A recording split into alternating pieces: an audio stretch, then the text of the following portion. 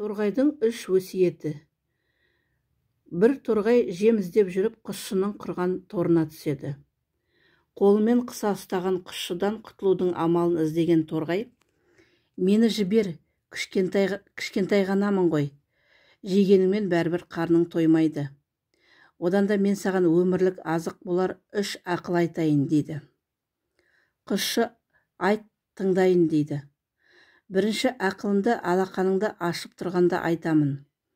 Екінші ағаштың бұтағына отырып алып, ал үшінші ақылымды ұшып бара жатып айтамын дейді. Құсшы келіседі.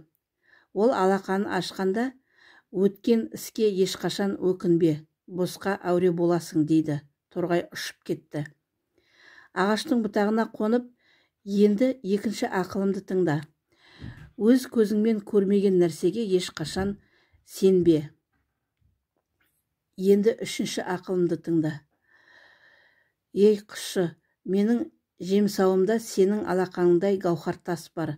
Сойғаныңда әп сәтте байып шыға келер едің» дейді. Құсшы отыра қалып: «Қап, байлықтан айырылып қалдым-ау» деп санын соғып, өзін-өзін кінәлап өкінеді. Тоқтамай өзін-өзін жазғырып ұзақ жылайды. Осы кезде: «Өткенге өкінбе дедім, ал сен жарты сағат өкініп жыладың. Көзбен көрмегенге сенбе дедім, сен менің өтірік сөзімді сараламай-ақ сене салдың. Сенің алақаныңдай тас менің ішіме қалай сияды?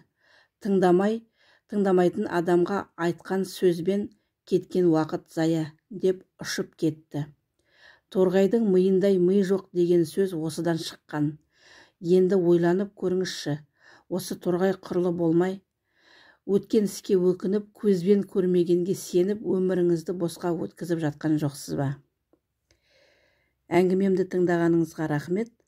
Каналыма тіркеліп, лайк басып, комментарий жаза кетіңіздер.